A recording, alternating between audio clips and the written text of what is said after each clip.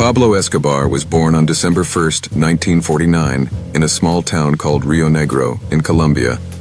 He grew up in a nearby city called Medellin, which later became very important in his life. Pablo came from a simple family. His father was a farmer, and his mother was a school teacher. They were not very rich, but they were not extremely poor either. They lived a normal life, like many other families in Colombia at that time. However, the country itself had many problems, including poverty, crime, and inequality. These problems would later influence Pablo's choices. As a child, Pablo was known to be very smart and confident. He was not afraid to take risks, and he liked to be in control. Even at a young age, he showed signs that he wanted power and money. While other children dreamed of becoming teachers or doctors, Pablo dreamed of becoming rich. He once said that he wanted to be a millionaire by the time he was young. This strong desire for wealth would guide many of his decisions later in life.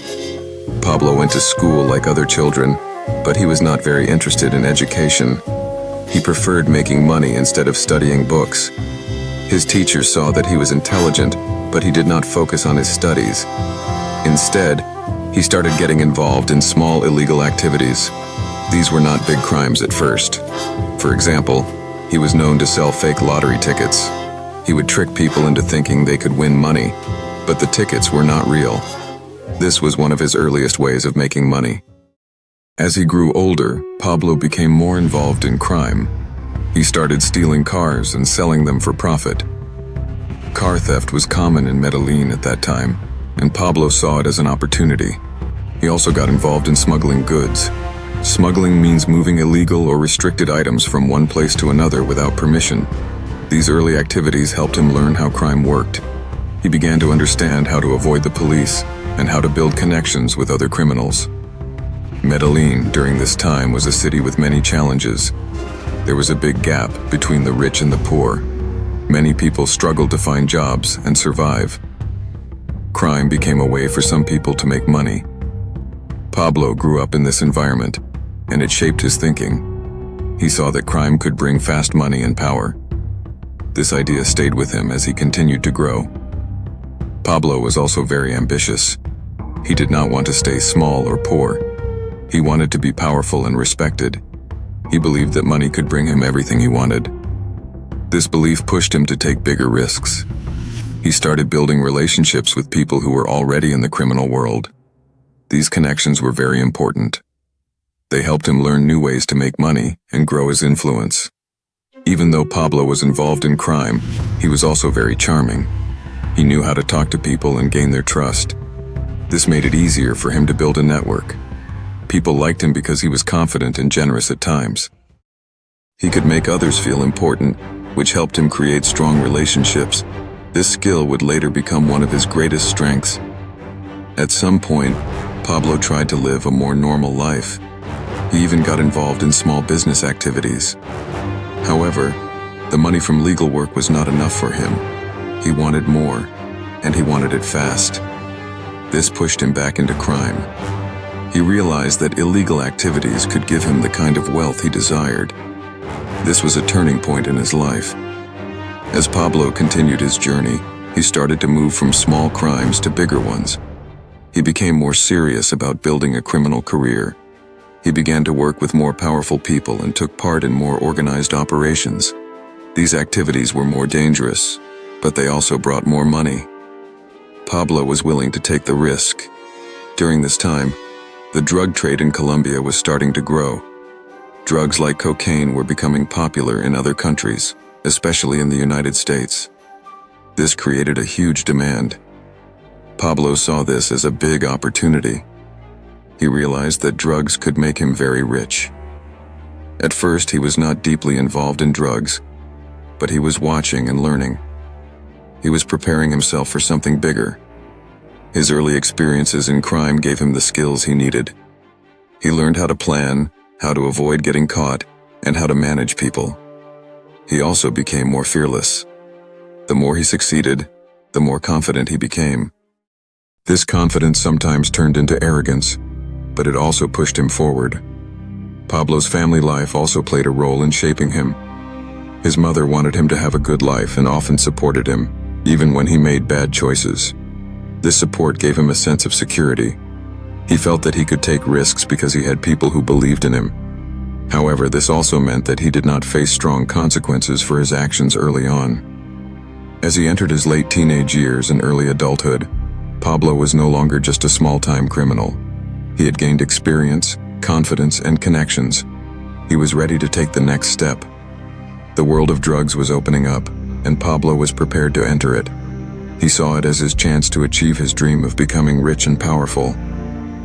This period of Pablo Escobar's life is very important because it shows how he became the person he was. His environment, his choices, and his ambition all played a role. He was not born a powerful drug lord. He started as a young boy with big dreams and a willingness to break the law to achieve them. Step by step, he moved closer to the world that would make him famous and feared. By the end of this stage, Pablo was standing at the edge of something much bigger. He had learned the basics of crime, built important connections, and developed a strong desire for power. The next step in his life would take him deeper into the drug trade, where he would begin to build the empire that would change his life and the history of Colombia forever. After building his early experience in small crimes, Pablo Escobar began to look for bigger opportunities. During the 1970s, the drug trade in Colombia started growing very fast. Cocaine was becoming highly popular in countries like the United States, and the demand was increasing every day. This created a chance for people who were willing to take risks. Pablo saw this clearly. He understood that drugs could make him richer than anything he had done before. At first, Pablo did not become a big drug boss immediately. He started small, just like he did with his earlier crimes. He worked with other smugglers and criminals who were already involved in transporting illegal goods. These people taught him how to move products secretly from one place to another. He learned about routes, hidden paths, and how to avoid police detection. This knowledge became very important as he grew in the business. Pablo began by helping to transport small amounts of cocaine. At that time, cocaine was not as heavily controlled as it would later become. This made it easier for him to enter the trade. He worked with partners who had connections to producers and buyers. Slowly, he started building his own network. He realized that if he wanted to make more money, he needed to control more parts of the business. Instead of just transporting drugs, he wanted to be involved in production and distribution as well. One of the key things that helped Pablo grow was his ability to build strong relationships. He knew how to talk to people and gain their trust. He partnered with other criminals who had skills he did not have. Some knew how to produce cocaine, while others had connections in foreign countries. By working together, they were able to expand their operations. Pablo made sure that he was always learning from these people. He observed how deals were made and how money was handled. As his involvement in the drug trade increased, Pablo started making more money than ever before. This success gave him confidence. He began to take bigger risks. Instead of small shipments, he started organizing larger ones. He invested in better transportation methods, including cars, trucks, and even small planes. These methods allowed him to move drugs faster and in larger quantities. The more he transported, the more money he made. However, the drug trade was not easy or safe. There were many other criminals who wanted the same success. Competition was strong, and conflicts were common. Pablo quickly learned that in this world, you had to be strong and sometimes ruthless. If someone tried to take his business or threaten him, he would respond with force. This is when violence started to become a part of his rise. He used fear to protect his operations and send a message to others. Pablo also became smarter in how he handled money. He understood that making money was not enough. He needed to manage it well. He started investing his earnings into expanding his business. He paid people to work for him and created a system where everyone had a role. Some people were responsible for transport, others for security, and others for communication. And this organization made his operations more efficient. Another important step in Pablo's rise was his move into international markets. He realized that the real money was not in Colombia but in countries like the United States. People there were willing to pay very high prices for cocaine. To reach these markets, Pablo needed to find ways to smuggle drugs across borders. This was risky, but it also brought huge rewards. He worked with partners who had connections in the United States and began sending shipments there. To avoid getting caught, Pablo and his partners used creative methods. They hid cocaine in different types of cargo, used secret compartments in vehicles, and even used airplanes to drop drugs in remote areas. Each successful shipment made his reputation grow. People began to see him as someone who could deliver large amounts of cocaine safely. This made others want to work with him. As Pablo's reputation grew, so did his influence. More people wanted to join his network. He carefully chose who to trust, but he also knew how to use people for his benefit. He rewarded loyalty with money and punished betrayal with harsh consequences. This created a system where people feared him, but also respected him. His name started to become known in the criminal world. During this time, Pablo also began to dream bigger. He no longer wanted to just be part of the drug trade. He wanted to control it. He started planning how to build his own organization that would manage every part of the business. This idea would later lead to the creation of the Medellin cartel.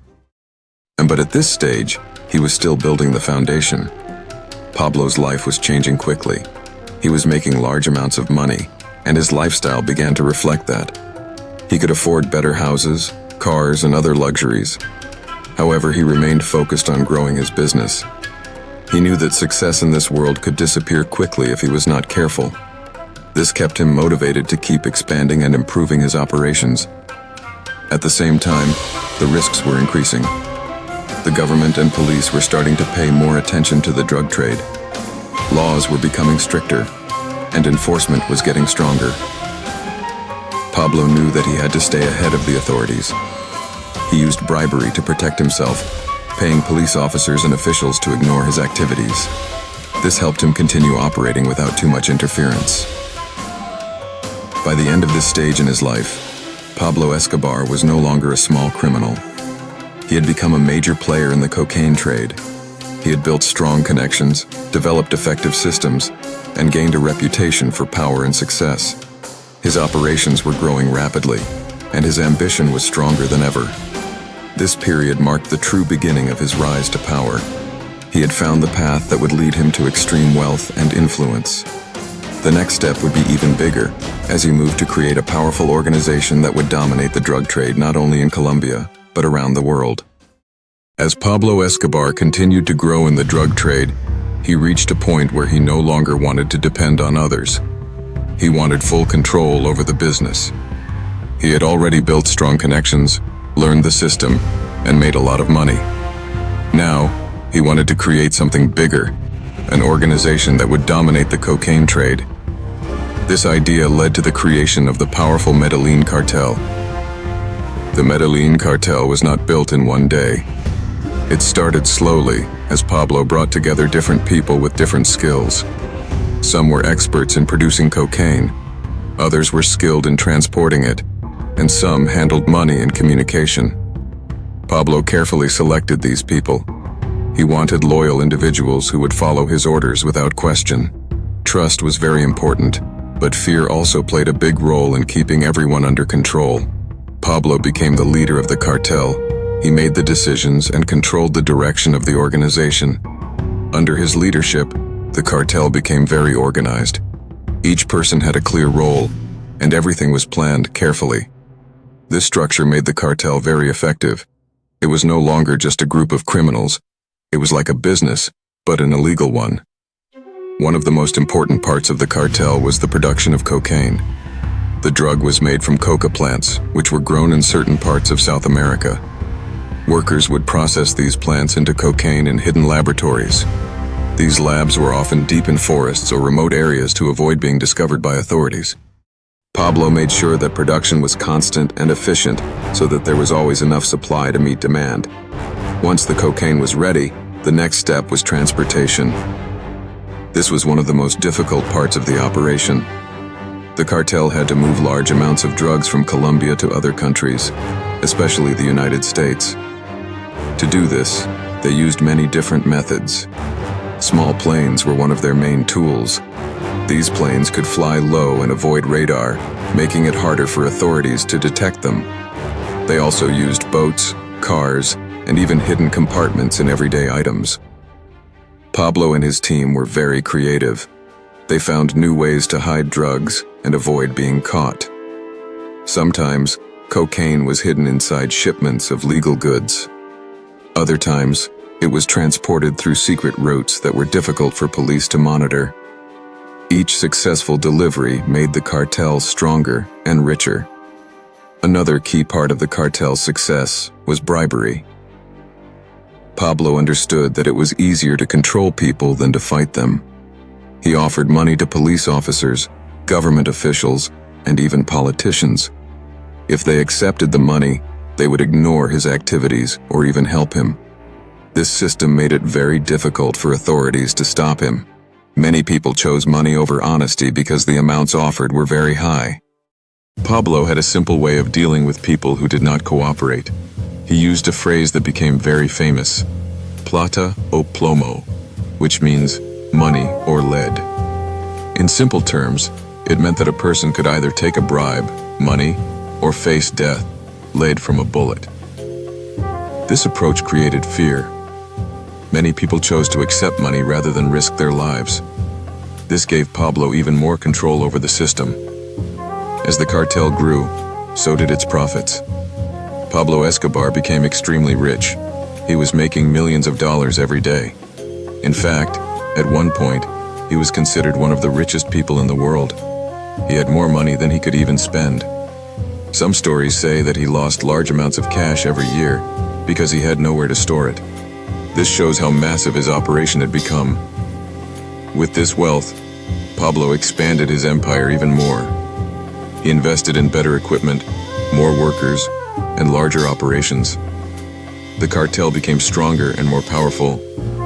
It controlled a huge portion of the global cocaine market. At its peak, it is believed that the Medellin cartel supplied most of the cocaine that entered the United States. Pablo's power was not just about money, it was also about influence. People feared him, but some also respected him. In Medellin, many people knew who he was. His name became famous, and his presence was felt everywhere. He could control what happened in certain areas, and few people were willing to challenge him. At the same time, the cartel was very dangerous. Violence was used to maintain control and eliminate competition. Rival groups that tried to enter the drug trade were often attacked. Anyone who betrayed the cartel faced serious consequences. This created a culture of fear, but it also ensured loyalty. People knew that working for Pablo could make them rich, but it could also cost them their lives if they made mistakes. Pablo also made sure to reward those who were loyal to him. He paid his workers well and provided for their families. This made many people willing to work for him. In a country where jobs were limited, the cartel offered an opportunity to earn money. This helped Pablo build a large and dedicated team. As the Medellin cartel continued to grow, it expanded beyond Colombia. It built connections in other countries and created a global network. This allowed Pablo to control the flow of cocaine across different regions. His organization became one of the most powerful criminal networks in history. However, this level of power also attracted attention. Governments and law enforcement agencies began to notice the scale of his operations. They started to see him as a major threat. But at this stage, Pablo was still ahead. His system of bribery, fear, and organization made it very difficult to stop him. By the end of this stage, Pablo Escobar had successfully built a powerful empire through the Medellin cartel. He had control over production, transportation, and distribution. He had wealth, influence, and a strong network of loyal people. He was no longer just a criminal. He was one of the most powerful figures in the world of illegal drugs. This was the peak of his rise. From here, his life would become even more complex as he tried to balance his growing power with the increasing pressure from the government and the world around him. At the height of his power, Pablo Escobar became one of the richest and most powerful men in the world. His success in the drug trade brought him an unimaginable amount of money. He was earning millions of dollars every day through the operations of the Medellin cartel. His wealth grew so fast that it became difficult for him to even manage it. There were times when he had so much cash that he had to store it in warehouses, hidden rooms, and even bury it underground. Some of this money was lost over time due to damage, But it did not matter much to him because he had more than enough. With all this money, Pablo lived a life of extreme luxury. He owned many houses, cars, and private properties. One of his most famous properties was called Hacienda Nápoles. This was not just a house, it was like a private world. It had large gardens, swimming pools, and even a private zoo. In this zoo, Pablo kept animals like elephants, giraffes, and hippos. These animals were brought from different parts of the world, showing just how much money and power he had. Hacienda Nápoles became a symbol of his wealth and lifestyle. Pablo also loved expensive cars and other luxury items. He enjoyed showing his success through what he owned. However, his spending was not only for himself. He also used his money to gain support from the people around him. In poor areas of Medellin, many people were struggling to survive. Pablo saw this as an opportunity. He started helping these communities by building houses, football fields, and giving money to families in need. Because of this, many people in these areas began to see him as a hero.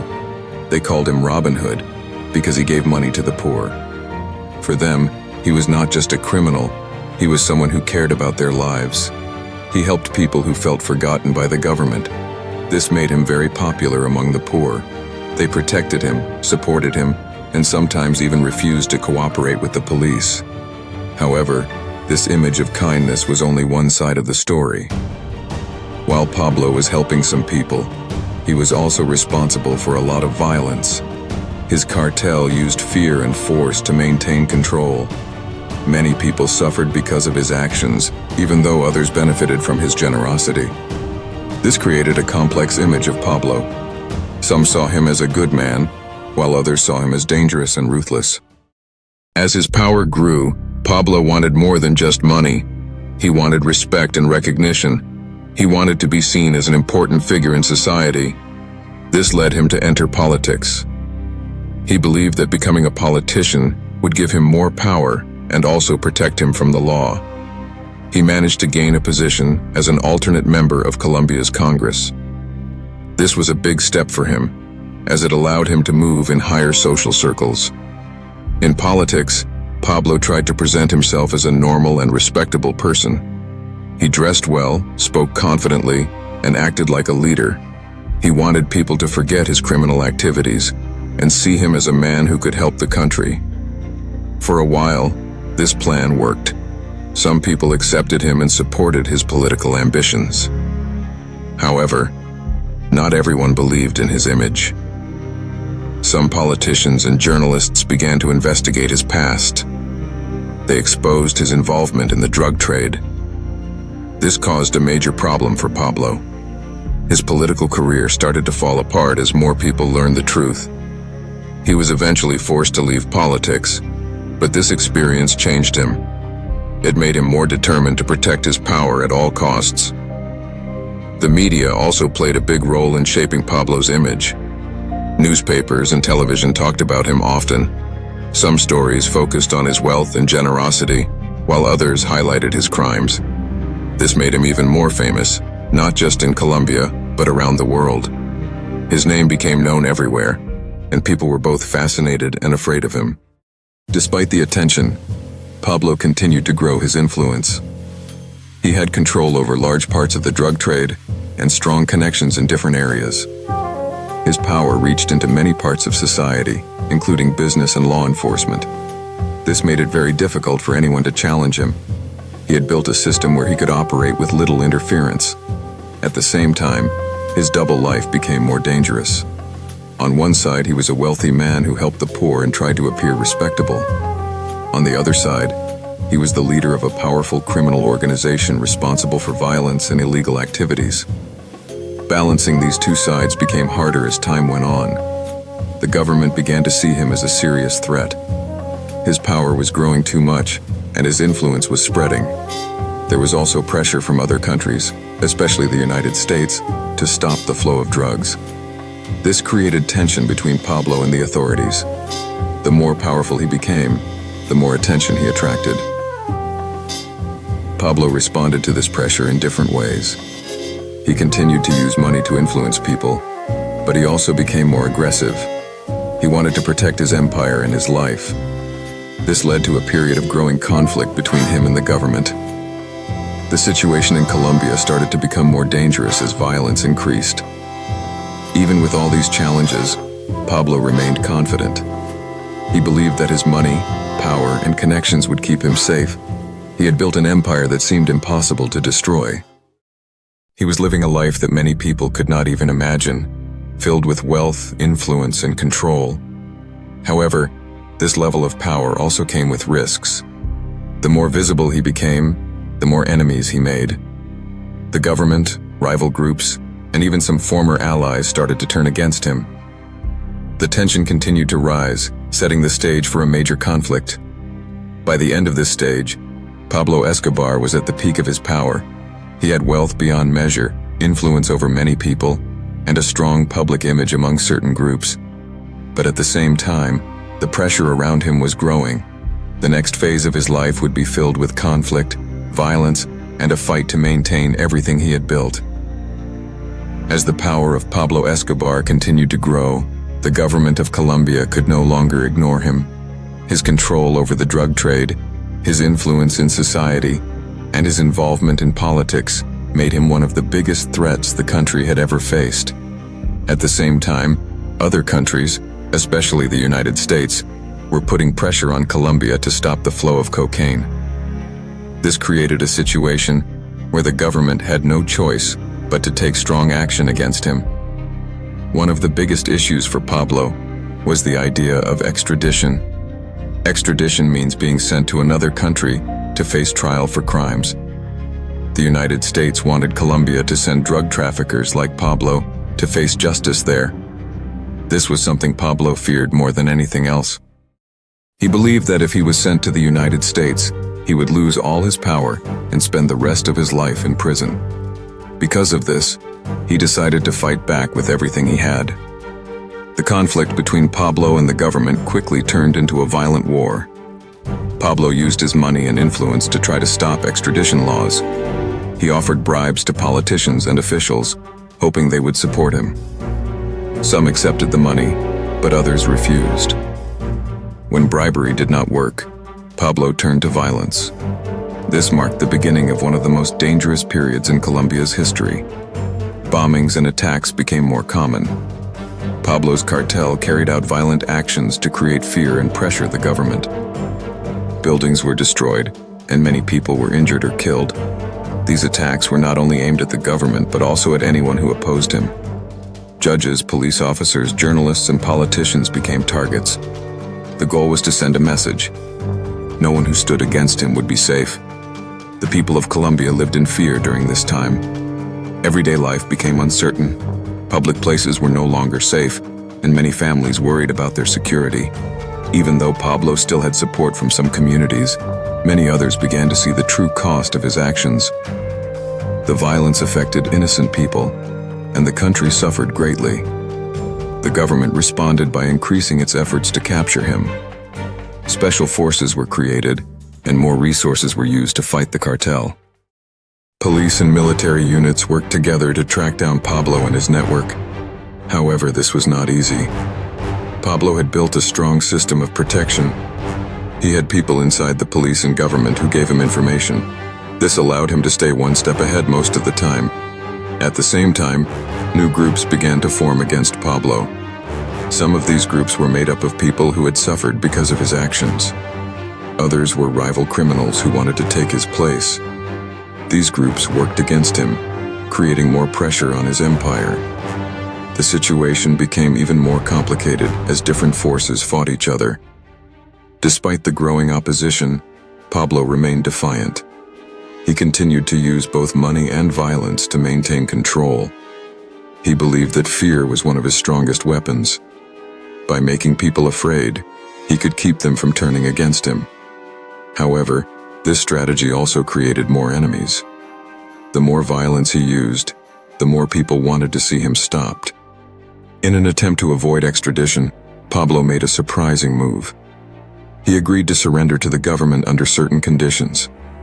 One of these conditions was that he would be held in a prison he built himself. This prison was called La Catedral. It was not like a normal prison. It was more like a luxury house. Pablo had everything he needed there, including comfort, security, and access to his business operations.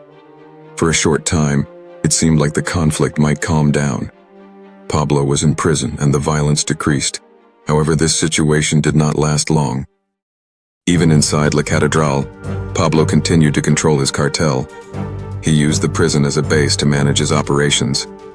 This made the government realize that the situation was not truly under control.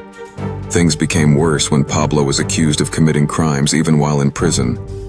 This led the government to decide that he should be moved to a real prison. When Pablo learned about this plan, he decided to escape. His escape marked the return of chaos. Once again, he was on the run, and the war continued. After his escape, the government intensified its efforts to capture him. A large manhunt began. Police, military forces, and even international agencies worked together to find him. This was one of the biggest operations in the country's history. Pablo was now a top priority. During this time, Pablo's power began to weaken. Many of his allies were captured or killed. His network started to break apart. The constant pressure made it harder for him to operate. He had to move from place to place, always hiding and avoiding capture. This was very different from the life of luxury he had once enjoyed. The violence also began to decrease as his control weakened. Without his strong leadership, the cartel started to lose its dominance. Other groups began to take over parts of the drug trade. Pablo was no longer untouchable. He was now a man trying to survive. By the end of this stage, Pablo Escobar was no longer at the peak of his power. The war with the government had taken a heavy toll on him and his empire.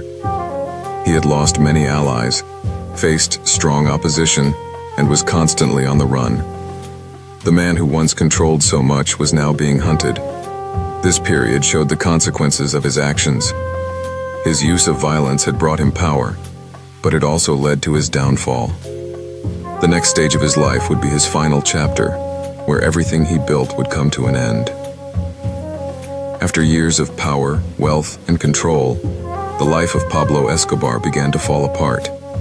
The war with the government had weakened his empire, and he was no longer the untouchable man he once was. He was now constantly on the run, hiding from authorities who were determined to capture him.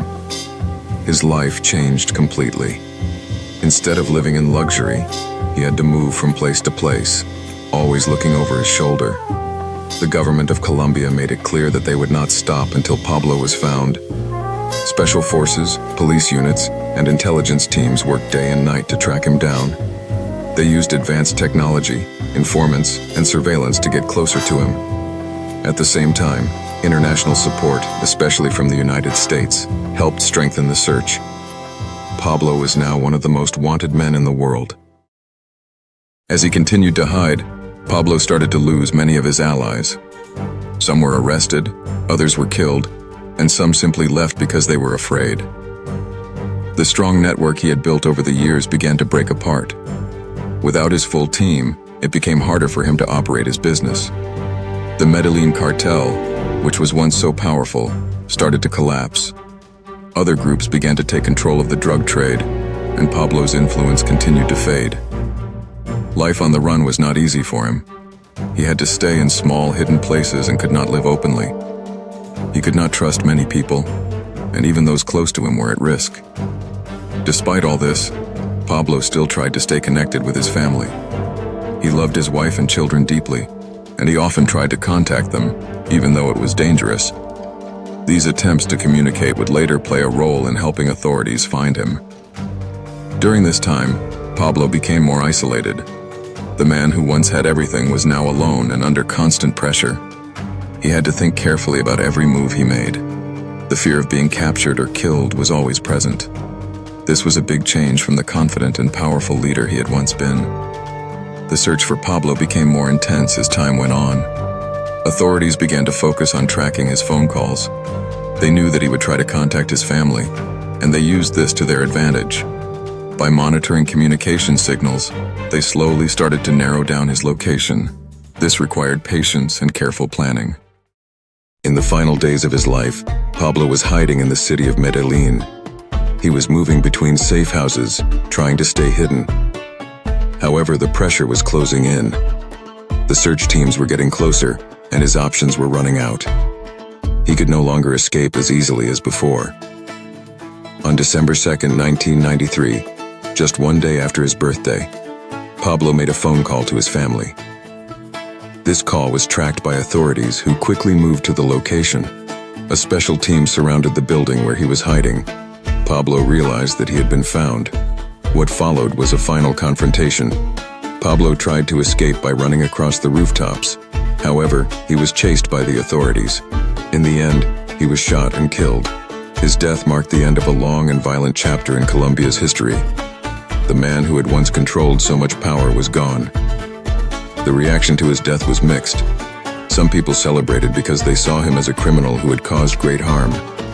Others, especially in poor communities, mourned him because they remembered the help he had given them. This showed how complex his legacy was. He was both feared and admired, depending on who you asked.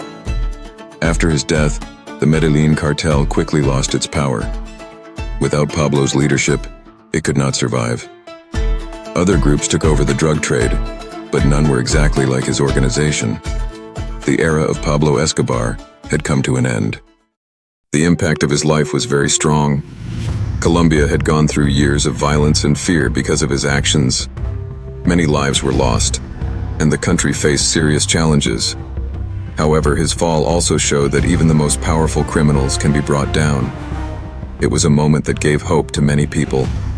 Pablo Escobar's story is often remembered as a lesson about power and choices. He started as a young man with big dreams, but his decisions led him down a dangerous path. He gained wealth and influence, but it came at a high cost. In the end, he lost everything, including his life. Today, his name is still known around the world. Books, movies, and stories continue to talk about him. Some focus on his wealth and power, while others focus on the damage he caused. His life remains a powerful example of how ambition, when combined with crime and violence, can lead to both success and destruction.